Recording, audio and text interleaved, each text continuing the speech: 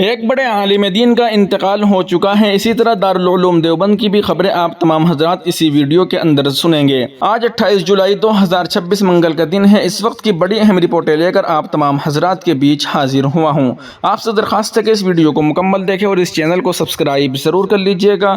چلیے پہلی رپورٹ شروع کرتے ہیں۔ اس ویڈیو میں دارالعلوم دیوبند سے متعلق دو اہم خبریں تفصیل کے ساتھ بیان کی گئی ہیں۔ دارالعلوم دیوبند میں رات کے وقت داخلے پر پابندی اور اس کی وضاحت۔ پابندی کی نوعیت۔ دارالعلوم دیوبند میں خواتین کے داخلے پر پہلے ہی پابندی عائد تھی اور اب شام کے وقت مغرب اور عشاء کی نماز کے درمیان کیمپس میں غیر متعلقہ افراد کے داخلے کو محدود کر دیا گیا ہے۔ انتظامیہ کی وضاحت۔ دارالعلوم کے ہاسٹل انچارج مولانا مفتی اشرف عباس نے واضح کیا کہ اس پابندی کا اطلاق دیوبند کے عام شہریوں پر نہیں ہے بلکہ ان افراد پر ہے جن کا ادارے سے کوئی تعلیمی یا علمی تعلق نہیں ہے۔ مغرب اور عشاء کا وقت طلباء کی پڑھائی اور علمی سرگرمیوں کے لیے انتہائی اہم ہوتا ہے۔ وجہ یہ ہے کہ حالیہ دنوں میں کچھ ایسے واقعات سامنے آئے تھے جہاں کچھ افراد طلباء کے بھیس میں کیمپس کے اندر داخل ہو کر چوری کی وارداتوں کی کوشش کر رہے تھے۔ اسی حفاظتی پیش نظر غیر متعلق افراد کی غیر ضروری آمد و رفت محدود کی گئی ہے تاکہ طلباء کو پرامن ماحول فراہم کیا جا سکے۔ استثناء۔ دیوبند کے مقامی عوام کا اس ادارے پر بنیادی حق ہے۔ اگر باہر سے کوئی مہمان آئے، کوئی ایمرجنسی ہو یا کسی خاص وجہ سے کیمپس آنا پڑے تو اس پر کوئی پابندی نہیں ہے۔ دن کے اوقات میں معمول کے مطابق آمد و رفت جاری رہے گی۔ دارالعلوم دیوبند کی مجلس شورا کا اہم اجلاس اور فیصلے۔ عالمی شہرت یافتہ دینی درسگاہ دارالعلوم دیوبند کی سپریم پاور یعنی مجلس شورا کا سہ روزہ اجلاس 27 جولائی 2026 کو اختتام پذیر ہوا۔ تنخواہوں اور بجٹ میں اضافہ۔ اجلاس میں بڑھتی ہوئی مہنگائی اور اساتذہ اور ملازمین کے مطالبات کو مد نظر رکھتے ہوئے ان کی تنخواہوں میں یکمشت اور قابل قدر اضافے کی تجویز منظور کی گئی اور ادارے کے سالانہ بجٹ میں بھی معمولی اضافہ کیا گیا۔ تعلیمی و تربیتی امور۔ اجلاس میں طلباء کی تعلیمی ترقی، تربیت اور کیمپس کے ماحول کو مزید بہتر اور مؤثر بنانے پر تفصیلی تبادلہ خیال کیا گیا۔ ابتدائی درجات کے لیے چند نئے اساتذہ کی تقرری کا فیصلہ بھی کیا گیا۔ تعزیتی قرارداد۔ اجلاس میں حال ہی میں انتقال کرنے والے علماء خصوصاً مجلس شورا کے رکن مولانا سید انظر حسین میاں دیوبندی کے انتقال پر گہرے رنج و غم کا اظہار کرتے ہوئے تعزیتی قرارداد منظور کی گئی۔ عالمی شہرت یافتہ دینی درسگاہ دارالعلوم دیوبند کی سپریم پاور مجلس شورا کا سہ روزہ اجلاس متعدد اہم فیصلوں اور تجاویز کی منظوری کے بعد پیر کی دوپہر اختتام پذیر ہو گیا۔ ادارے کے مہمان خانے میں منعقد ہونے والے اس اجلاس میں دارالعلوم کے انتظامی، تعلیمی، مالی اور تنظیمی امور پر تفصیلی غور و خوض کیا گیا، جبکہ بجٹ میں معمولی اضافہ، اساتذہ و ملازمین کی تنخواہوں میں یکمشت اور قابل قدر اضافہ، نئی اساتذہ کی تقرری اور تعلیمی و تربیتی نظام کو مزید مضبوط بنانے سے متعلق اہم فیصلوں کی منظوری دی گئی۔ اجلاس کا آغاز تلاوت کلام پاک سے ہوا جس کے بعد سابقہ کارروائی کی توثیق عمل میں آئی۔ اس کے بعد ادارے کے مختلف شعبہ جات بالخصوص تعلیمات، تعمیرات، محاسبی، تنظیم و ترقی کے نظماء نے اپنی اپنی تفصیلی رپورٹیں پیش کی۔ اراکین شورا نے ان رپورٹس کا بغور جائزہ لینے کے بعد ضروری ہدایات جاری کی اور بعض ترامیم کے ساتھ انہیں منظور کیا۔ اجلاس میں اساتذہ اور ملازمین کے مطالبات اور بڑھتی ہوئی مہنگائی کو پیش نظر رکھتے ہوئے ان کی تنخواہوں میں یکمشت اضافے کی تجویز منظور کی گئی۔ اسی طرح ادارے کے سالانہ بجٹ میں بھی ضرورت کے مطابق معمولی اضافے کی منظوری دی گئی۔ تاہم نئی تعمیرات کے حوالے سے ابھی کوئی حتمی فیصلہ نہیں کیا جا سکا۔ مجلس شورا میں طلباء کی تعلیمی ترقی، ان کی تربیت اور تعلیمی ماحول کو مزید منظم، مؤثر اور بہتر بنانے کے مختلف پہلوؤں پر تفصیلی تبادلہ خیال کیا گیا، جس کے بعد متعدد اہم تجاویز کو منظوری دی گئی۔ اس کے ساتھ ادارے کے داخلی و خارجی امور بھی زیر غور آئے، جبکہ ملک بھر کے مدارس اسلامیہ کو درپیش مسائل اور موجودہ چیلنجز پر بھی اراکین شورا نے تفصیلی گفتگو کی۔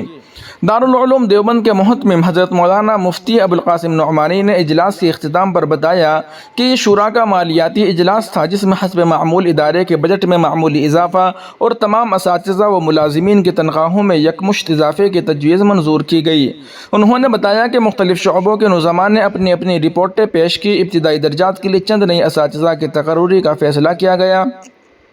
جبکہ طلباء کو بہتر تعلیمی اور تربیتی ماحول فراہم کرنے کے لیے بھی کئی اہم تجاویز منظور کی گئی۔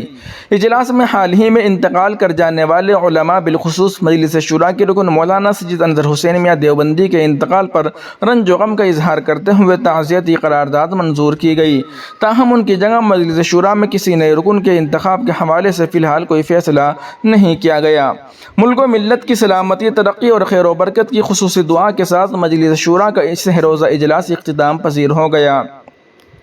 اجلاس میں دارالعلوم دیوبند کے محتمم مولانا مفتی ابوالقاسم نعمانی، صدر المدرسین مولانا ارشد مدنی، مولانا سید محمود مدنی، مولانا بدر الدین اجمل، مولانا انوار الرحمان بجنوری، حکیم کلیم اللہ علی گڑھی، مولانا رحمت اللہ میر کشمیری، مفتی اسماعیل مالیگاؤں، مولانا ملک ابراہیم مدراسی، مولانا محمد عاقل گڑھی دولتی، مفتی سید صالح الحسنی، مفتی خلیل الرحمان مالیر کوٹلہ پنجاب، مفتی شفیق بنگلوری، مولانا سید حبیب باندوی، مولانا احمد بزرگ گجرات اور مولانا محمود کھیروا راجستھان نے شرکت کی، جبکہ مولانا سید بلال حسنی ندوی، مولانا اشتیاق مظفر پوری، مولانا عبدالصمد کلکتہ اور مفتی احمد ڈھابیل اجلاس میں شریک نہیں ہو سکے۔